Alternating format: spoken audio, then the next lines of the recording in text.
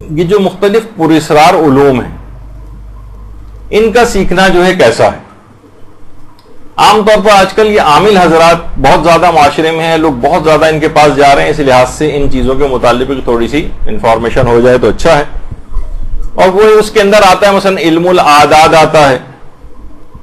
جسے کہا جاتا ہے یہ علوم غریبہ ہے، یعنی علم العادات ہے، علم جفر ہے، پامسٹری ہے جسے دست شناسی کہتے ہیں، یا مثلا قیافہ شناسی بھی ہوتی ہے ایک چیز، ہاروسکوپ، ذائچہ، تسخیر جن، تسخیر ملائکہ، موکل کو قابو کرنا، علم رمل اور طیع الارض کرنا، اور تحذیر ارواح یعنی روحوں کو حاضر کرنا، اور مختلف جادو اور طلسم جو ہوتے ہیں ان کا توڑ کرنا، یا تعویذ وغیرہ جو ہوتے ہیں ان کا کیا حکم ہے، یا مثلا شعبدے جو بازی جو ہوتی جو لوگوں کو دکھائے جاتے ہیں ان کا کیا ہے۔ تو یہ مختلف اس قسم کے سب علوم غریبہ ہیں، اور ان لوگوں کی کثرت ہوتی جا رہی ہے۔ ایسے افراد کی ٹی وی کے اوپر بھی بہت زیادہ اس قسم کے افراد آنے لگے ہیں، ان کے پروگرامز، تو دماغوں میں سوال آتا ہے کہ ان علوم کی کیا حقیقت ہے۔ دیکھیے سب سے پہلا تو ایک سوال یہ ہے کہ ان علوم کا سیکھنا، سکھانا اور استعمال کرنا کیسا؟ تو عام طور پر معاشرہ جو ہے وہ اصل میں دو ایکسٹریمز پر ہے۔ جو ان چیزوں کے انکاری ہیں وہ کہتے ہیں 100% یہ چیزیں بالکل غلط ہیں، نہ یہ کوئی علم ہے نہ کچھ ہے، یہ بالکل غلط ہے۔ اور کچھ ایسے ہیں جو ان پہ بہت زیادہ اعتقاد رکھتے ہیں۔ تو ظاہر ہے کہ درمیان کی راہ کا ہمیشہ انتخاب کرنا چاہیے، اور جو کہ ایک اعتدال پسندانہ ہو، نہ کہ ہر چیز کا انکار کر دیا جائے، نہ کہ اس طرح سے ہر چیز کو اقرار کر کے اڈاپٹ کر لیا جائے۔ دیکھیے پہلی بات تو یہ ہے کہ لوگ کہتے ہیں بھئی علوم شرعی نہیں، تو کیا ہر علم کا شرعی ہونا ضروری؟ مثلا آپ فزکس پڑھ رہی ہیں، کیمسٹری پڑھ رہی ہیں، زوالوجی پڑھ رہی ہیں، باٹنی پڑھ رہی ہیں، جیولوجی پڑھ رہی ہیں، تو ایک ایک چیز کا کیا شرعی طور پر یعنی شرعی علم کے طور پر ہونا ثابت ہے؟ نہیں، علم ہے اور شریعت نے اس کی ممانعت نہیں کی ہے، تو ان کا حاصل کرنا بھی جائز ہے۔ یعنی یہ علوم کیا ہوتے ہیں؟ عام طور پر یہ ہلکے یعنی اس میں کبھی اچھے قسم کے اندازے لگائے جاتے ہیں، کبھی ہلکے قسم کے اندازے لگائے جاتے ہیں، کچھ شواہد ہوتے ہیں، کچھ تھیوریاں ہوتی ہیں، کچھ پریکٹیکلز ہوتے ہیں، کچھ اعداد و شمار جمع کی جاتے ہیں، پھر یہ ایک علم بنتا ہے۔ تو اسی طریقے سے علوم غریبہ بھی، حوزہ علمیہ قوم کے جو استاد جو کہ عراق بھی اکثر اس پہ جاتے ہیں، آغا سید عادل علوی، انہوں نے پورا مقالہ اس پہ لکھا ہے کہ پہلے زمانوں میں باقاعدہ جو علوم غریبہ ہوتے تھے یہ حوزہ علمیہ کے اندر پڑھائے جاتے تھے، تاکہ انسان وہاں سے بالکل جامع اور معنی بن کر جو ہے وہ رہے۔ اور حوزوی عالم جو ہیں وہ جامع، منقول اور معقول ہوا کرتے تھے، یعنی تمام علوم بھی ان کو آتے تھے، یعنی حتیٰ کہ ان کو طب بھی آتی تھی، ریاضی بھی آتی تھی، اسٹرانومی بھی آتی تھی، اسٹرالوجی بھی آتی تھی، یعنی اس طرح سے تمام علوم کا حاصل کرتے تھے۔ لیکن وہ خود فرماتے ہیں سید عادل علوی کہ ہمارے زمانے میں طالب علم نہ صرف یہ کہ ان علوم کو سیکھنا حقیر سمجھتے ہیں، بلکہ اسی وجہ سے ان علوم کی مزید ترقی نہیں ہوئی اور یہ کتابوں کے قبرستانوں میں دفن ہو گئے، یا پھر یہ ہو گیا ہے کہ جناب اس کو بلکہ حقارت کی نگاہ سے بھی دیکھا جانے لگا ہے۔ اور یہ بھی ہونے لگا ہے کہ عام طور پر پھر یہ علوم ایسے افراد کے ہتھے چڑھ جاتے ہیں جو کہ نااہل افراد ہوتے ہیں۔ نااہل جسے ملا صدرہ جسے کہا جاتا تھا کہ نااہل کے ہاتھ میں اس طرح کا علم دے دینا ایسے ہی جیسے کسی مست آدمی کے ہاتھ میں جو کہ مست اور مدہوش ہو نشے میں، اس کے ہاتھ میں کوئی تیز دھار چھری دے دی جائے، اب وہ زیادہ تر اس سے نقصان پہنچائے گا۔ تو اب کسی چیز کو کتنی بار پڑھنا ہے، جیسے مختلف اوراد اور اذکار ہوتے ہیں، کس چیز کو کتنی دفعہ پڑھیں تو اس سے کیا ہوگا، یہ خود ایک اعداد و شمار علماء نے چیزوں کے جمع کیے ہیں۔ ہوتا ہے نا کہ جناب یہ ذکر پڑھا جائے تو 1545 دفعہ پڑھا جائے، تو یہ 75 دفعہ پڑھا جائے، تو 110 دفعہ پڑھا جائے، تو یہ 9000 دفعہ پڑھا جائے، بہت سارے۔ تو یہ لوگ کہتے ہیں کون سی روایت میں آیا ہے، تو بعض اوقات روایت میں نہیں آتا، لیکن ان علوم پر پریکٹس کر کے ان عالموں نے یا ان وظائف کو جاننے والوں نے باقاعدہ تجربات کر کے دیکھا کتنی دفعہ پڑھنے پر اثر پذیری ہوتی، پھر اس کے اعداد و شمار جمع کیے گئے۔ ہمیشہ یہ نہیں ہوتا کہ کون سی روایت کے اندر دکھایا جائے، کچھ تجربات بھی ہوتے ہیں۔ تو بہرحال اس میں انہوں نے یہی بات کہی کہ دیکھیے ہر معلول کے لیے علت کا ہونا ضروری ہوتا ہے۔ ایک پورا قانون، ایک پوری کائنات کے اندر قانون علیت کے تحت کائنات چل رہی ہے، یعنی ہر معلول کے لیے علت اور ہر علت کے لیے ایک معلول ہے. چھوڑ دیجیے, بعض اوقات نہیں دماغ میں سمجھ میں آ رہا ہوتا کہ علت اور معلول میں ہمیشہ مناسخت کا ہونا ضروری ہوتا ہے. لیکن مثلا وہ فرماتے ہیں عادل علوی, مثلا انہوں نے ایک چیز مثال دی بڑی اچھی اور آپ کے کام کی بھی ایک مثال دی ہے کہ اگر کوئی زمزم اور زعفران سے اپنے دائیں ہاتھ پر آیت الکرسی لکھے, یقیناً اس وقت باوضو ہونا چاہیے, باوضو ہو کر زمزم اور زعفران کو ملائے اور اس سے اپنے دائیں ہاتھ کی ہتھیلی پر آیت الکرسی لکھے اور اسے چاٹ لے اور 7 مرتبہ اس عمل کو انجام دے, تو مشاہدہ یہ ہے کہ اس کا حافظہ بہت قوی ہو جاتا ہے. تو اب انہوں نے ایک مثال بھی دی اس کی, یعنی کچھ چیزیں ایسی ہیں کہ جو تجربات سے جو ہے وہ پتہ چلی. تو اب ان کے کیا اثرات ہیں, یعنی علت اور معلول, یعنی سمجھیں گے حافظہ قوی ہونے والی وہ جو چیز تھی وہ بٹن تھا, وہ جو جس طرح آپ اب یہاں پر بٹن دباتی ہیں اور ایک دم سے لائٹ جل جاتی ہے, بٹن دباتی ہیں اور مثلا پنکھا جو ہے وہ کھل جاتا ہے اور ہوا دینے لگتا ہے. اسی طریقے سے کائنات میں مختلف چیزیں ہیں کہ ان کو کرنے سے وہ پتہ چلانا ہوتا ہے کس سے کیا چیز ہوتی. تو بعض اوقات یہ ہوتا ہے کہ یہ علوم کے جو ماہرین ہوتے ہیں ان کے بعض اوقات تجربات ہوتے ہیں اور مشاہدات ہوتے ہیں, پھر اس کو یہ لوگ رقم کرتے ہیں اور یہ دوسرے لوگوں کو بتاتے ہیں. اچھا, یہ جو علوم غریبہ ہے, آیت اللہ سیستانی فرماتے ہیں کہ اگر ان کو حاصل کرنے کے لیے کسی واجب کو ترک نہ کیا جائے, نہ کسی حرام کام کا ارتکاب کیا جائے اور کوئی شرعی رکاوٹ نہ ہو, تو ان کا سیکھنا بھی جائز ہے اور ان کا پڑھنا بھی جائز ہے. یعنی کوئی حرام کام نہیں ہونا چاہیے ان کو سیکھنے کے دوران. مثلا ممکن ہے کہ بہت سے یہ علوم ایسے ہیں کہ جناب اگر یہ آپ سیکھیں گے تو کچھ میں مثلا نجاست کھانی پڑے گی, یا مثلا کچھ مقدس کلمات کو پیشاب سے لکھنا پڑے گا, یا کچھ مقدس کلمات پہ پاؤں رکھ کے کھڑا ہونا پڑے گا. یعنی بہت سے جو اس کے وہ ہوتے ہیں جو شیطانی علوم وغیرہ جو سیکھتے ہیں اور اس طرح کی چیزوں میں جاتے ہیں, تو ان کے لیے یہ چیزیں کرنا پڑتی. کہتے ہیں نہیں, اگر کوئی حرام کام کرنا پڑ رہا ہے تو پھر ان کو سیکھنے کی اجازت نہیں. یہ فرماتے ہیں, بلکہ آیت اللہ سیستانی نے لکھا ہے کہ آج کل جو لوگ جو دعویٰ کرتے ہیں کہ ان کے پاس یہ علم ہے, زیادہ تر پر اعتماد نہیں کیا جا سکتا, بلکہ زیادہ تر حالات میں یہ تضییع اوقات کا اور اتلاف عمر کا باعث بنتے ہیں. یعنی آپ کا ٹائم ضائع ہو رہا ہے. تو انہوں نے کہا ہے کہ بلکہ ہم یہ دیکھتے ہیں کہ ان امور کے اندر جو پڑ جاتا ہے وہ اپنے وظائف اور ذمہ داریوں سے انسان کو یعنی یہ چیزیں دور کر دیتی ہیں. تو انہوں نے کہا ہے کہ ہم نصیحت کرتے ہیں کہ طالب علموں کے لیے یہ علوم شاید ترویج باطل میں شمار ہوں, اور البتہ اگر کوئی شخص پھر بھی ان چیزوں میں یعنی کوئی حرام میں پڑے نہیں, اپنی ذمہ داریوں پہ پیچھا نہ چھڑائے اور کسی حرام میں بھی گرفتار نہ ہو, کوئی واجب بھی اس سے نہ چھوٹے, وقت بھی اس کا ضائع نہ ہو, تو ٹھیک ہے, پھر وہ ان علوم کو حاصل کر سکتا ہے. لیکن یہ بات بہت نادر ہے, بہت کم افراد ایسے ہوں گے, لیکن جو ہیں. تو بہرحال آیت اللہ سیستانی نے کچھ شرطیں لگائی ہیں کہ ان علوم کو اگر کوئی سیکھنا چاہے تو ان شرائط کے ساتھ. اچھا, ہمارے بہت بڑے بڑے علماء ایسے گزرے ہیں جو علوم غریبہ کے بڑے ماہر گزرے ہیں, جیسے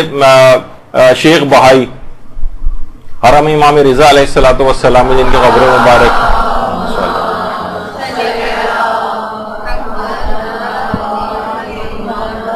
بہاؤدین عاملی, جن کو لبنان میں لبنان میں پیدا ہوئے تھے, اور علوم غریبہ انہوں نے اپنے استاد محمود دہدار سے جو ہے وہ حاصل کیا تھا. اسی طرح علامہ مجلسی تھے, یہ علوم غریبہ کے بڑے ماہر تھے. اسی طریقے سے ملا محسن فیض کاشانی, یہ ان علوم کے بڑے ماہر تھے. ملا صدرہ جو ہمارے گزرے بہت بڑے فلسفی, وہ ان علوم کے بہت ماہر تھے. آیت اللہ علی آقا قاضی, یہ ان علوم غریبہ کے بہت ماہر تھے, ابھی ان کا آگے چل کر تذکرہ آئے گا. اور اسی طریقے سے آیت اللہ حسن الہی طباطبائی, جو آیت اللہ سید محمد حسین طباطبائی کے بھائی تھے, یہ ان علوم کے بہت ایکسپرٹ تھے. خاص طور پر یہ جو شیخ بہائی تھے, یہ تو علم جفر اور فعال نامے پہ تو انہوں نے پوری کتابیں لکھی. اور ان کی بیوی بھی جب آئی تھی شادی ہو کر, تو ہمارے ہاں تو عام طور پر مسحریاں, صوفے اور یہ جہیز وغیرہ کے اندر لے کر آتی ہیں. ان کی بیوی جہیز میں 4000 کتابیں لے کر آئی تھی شیخ بہائی کی. اچھا شیخ بھائی لاولد رہے, اولاد تو ان کے یہاں کوئی نہیں ہوئی, البتہ علمی لحاظ سے اس حد تک تھے کہ آج بھی بہت سے علماء اہل سنت ان کو سنی سمجھتے ہیں, کیونکہ انہوں نے بہت ساری اہل سنت کی تفاسیر کے اوپر حاشیے وغیرہ بھی لکھے تھے. لیکن بہرحال یقینی طور پر شیخ بھائی شیعہ عالم دین تھے. اسی طرح علامہ مجلسی کو بھی بہت علوم غریبہ کا ماہر کہا جاتا ہے. اچھا علوم غریبہ کے سلسلے میں آیت اللہ ناصر مکارم شیرازی, انہوں نے بھی ان سے یہ سوال پوچھا گیا ہے کہ آپ یہ بتائیے کہ بہت سے علوم جیسے علم رمل ہے, جفر ہے, یا علم استرلاب ایک خاص ایک الگ علم ہے جس میں زمین وغیرہ کی پیمائش کی جاتی ہے اور یہ فلکیات میں بھی استعمال ہوتا ہے, ان سے کہا کہ ان میں کچھ کے فوائد بھی اور بعض علماء نے ان کو سیکھنے میں رغبت بھی رکھی, تو ان علوم غریبہ کا سیکھنا کیسا ہے؟ تو جواب یہ دیا انہوں نے کہ صحیح طریقے سے ان علوم کا حاصل کرنا مشکل ہے, اور کتنا اچھا ہے کہ ان میں وقت صرف کرنے سے پرہیز کیا جائے. یعنی آیت اللہ ناصر مکارم شیرازی یہ جو کہا جاتا ہے کہ یہ صحیح طریقے سے ان علوم کا حاصل کرنا بہت مشکل ہے آج کل. تو بہرحال اچھا در محضر آیت اللہ بہجت, اس میں بھی ہے کہ ایک دفعہ آیت اللہ بہجت کے پاس ایک شخص آیا, کہا کہ میں یہ علوم غریبہ سیکھنا چاہتا ہوں, تو میں جن اساتذہ کے 2 اساتذہ میری نگاہ میں ہیں میں ان کی طرف جانا چاہتا ہوں, آپ مجھے ایڈوائز دیں. ایک تو آقا شیخ محمد حسین اصفہانی ہیں,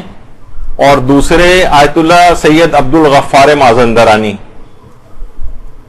اب میں ان دو سے حاصل کرنا چاہتا ہوں علوم غریبہ. اچھا اب دیکھیے ان علوم غریبہ سیکھنے میں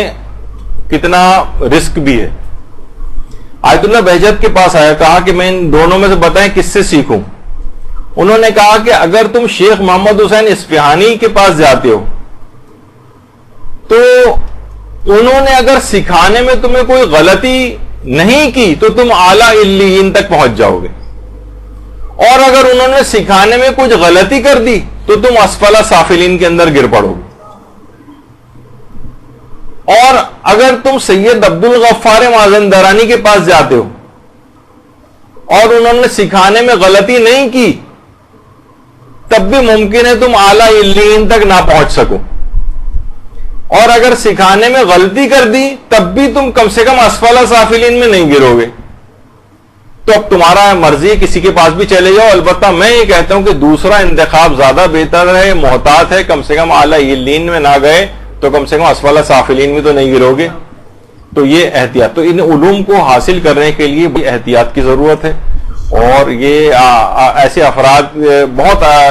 ذرا سا بھی جو یہ شوق رکھتے ہیں وہ عام طور پر خواتین بھی اس قسم کے شوق بلکہ مردوں سے بھی زیادہ رکھتی ہیں, تو اس طرح کے افراد کے چکروں کے اندر زیادہ آ جاتے ہیں اور پھر وہ نقصان اٹھاتے ہیں. تو اب مسئلہ یہ ہے کہ ایک تو یہ کہ بہت طویل عرصے تک ان علوم کو حاصل کرنا پڑتا ہے. بہرحال یہ علوم ہیں تو ان کا یکسر انکار تو نہیں کیا جا سکتا. یہ وجہ ہے کہ آیت اللہ حافظ بشیر نجفی سے بھی سوال پوچھا گیا کہ کالے جادو میں اور نوری علم میں کیا فرق ہے. کہہ رہے ہیں اکثر پیر فقیر یا عامل نوری علم کا تعویذ دیتے ہیں جس میں باکس بنے ہوئے ہوتے ہیں, باکسز یعنی, اور اس میں عربک گنتی لکھی ہوتی ہے. اس کی حقیقت کیا ہے یہ وضاحت فرمائیں, خاص طور پہ تعویذ وغیرہ. انہوں نے جواب دیا کہ یہ بہت گہرا علم ہے, اس کو حاصل کرنے کے لیے بہت ماہر استاد کی ضرورت ہے, کئی سال پڑھنے کی ضرورت ہے. جس طرح دوائی دینے کے لیے ڈاکٹر کئی سال تک علم حاصل کرتا ہے, اس طرح اس کے لیے بھی ہے کہ جو کوئی 1-2 سال پڑھنے سے کوئی ڈاکٹر نہیں بن سکتا, اسی طرح کوئی 2 سطریں پڑھنے سے حقائق تک نہیں پہنچ سکتا. تو بہرحال یہ ہے کہ یہ بڑے اس طرح کے علوم ہیں, اس میں انسان کو کوشش کرنی چاہیے کہ اس طرف نہ جائے. اچھا آیت اللہ عراقی تھے, آیت اللہ عراقی ان کی جو استفتاءات ہیں اس میں یہ کہ ان علوم کا سیکھنا انہوں نے کہا ہے کہ جائز ہے بشرطے بغیر کسی کمی بیشی کے آپ تک پہنچ جائیں. اور سنیائے معرفت میں آیت اللہ مرزا کاظم یزدی کی جو زندگی نامہ ہے اس کے اندر بھی ہے کہ ان سے مروی ہے یہ بات کہ یہ علوم ناقص صورت میں ہم تک پہنچے, اور جن علماء نے بھی ان علوم کو حاصل کیا تھا انہوں نے اپنی اولادوں اور شاگردوں کے اندر اس کو منتقل نہیں کیا بلکہ اس کو سیکھنے سکھانے سے تائب ہو گئے. انہوں نے بلکہ باقاعدہ ماہنامہ کیہان، ایک تو روزنامہ کیہان وہاں پر اور ایک ماہنامہ بھی ایک رسالہ ہے ایران میں جو اس کا خصوصی نمبر چھپا تھا، اس میں آیت اللہ مرشی نجفی کے بیٹے محمود مرشی کا انٹرویو چھپا تھا. تو اس میں محمود مرشی نے یہ کہا تھا کہ ہمارے والد آیت اللہ مرشی نجفی ان تمام علوم غریبہ کو جانتے تھے، لیکن انہوں نے ہمیں نہیں سکھائے اور فرماتے تھے کہ میں ان کو سیکھنے کے بارے میں تائب ہوں اور میں نے ان میں وقت لگا کر بہت غلطی کی.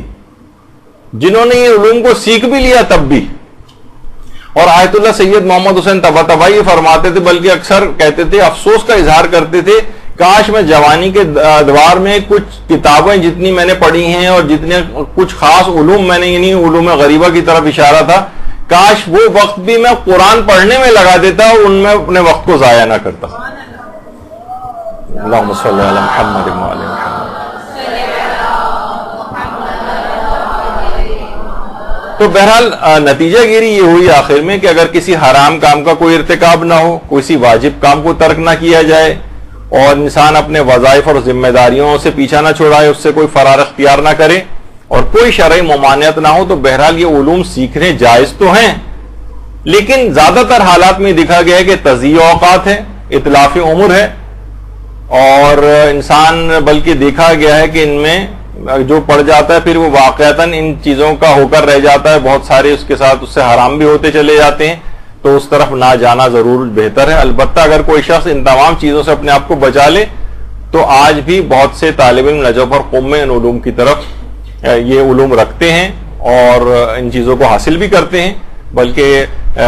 چند سال پہلے علامہ طالب جوہری صاحب قبلہ جب یہاں تشریف لائے تھے تو انہوں نے بہت سارے اس طرح کے علوم کے متعلق ان سے بات چیت ہوئی تھی، تو انہوں نے یہاں پر یہی کہا تھا کہ نجف اور قوم میں بہت سارے آپ کو ایسے بوڑھے بوڑھے افراد جو اپنی بغلوں کے اندر مفاتی لے کر گھومتے آپ کو نظر آتے ہیں، وہ بہت زیادہ اس قسم کے علوم اپنے پاس رکھتے ہیں. تو بہرحال وہ اپنے آپ کو اس سے اگر مفاسد سے انسان بچا لے تو ان علوم کو حاصل بھی کر سکتا. اور اصلاً دیکھا جائے تو اپنی ان علوم میں اپنی توجہات کو آپ کو ہم سب کو لگانا چاہیے جس سے آخرت بنتی. حضرت ابو ذر غفاری ایک جملہ کہا کرتے تھے کہ اصل علم وہ ہے جس سے پورے سرات کی باریکی پتہ چلتی ہے. یعنی حقیقتاً آپ کو احساس ہو کہ اچھا میں آخرت کو میں کیسے حاصل کروں، پورے سرات کی باریکی کا یہ مقصد کہ اپنے آپ کو کیسے یہاں سے بچا کر اس پورے سرات کو کراس کر جاؤں. اپنی پوری توجہات ان علوم کی طرف لگانی چاہیے، نہ کہ آپ نے دیکھا کہ بڑے بڑے علماء بھی اس سے تائب ہوئے ہیں اور کہتے ہیں کہ ہم نے بلا وجہ ان علوم میں اپنے وقت کو صرف کیا، کاش ہم وہ وقت بھی قرآن وغیرہ کے اوپر لگا دیتے. برحمتك يا أرحم الراحمين وصلى الله على محمد وآله الطاهرين.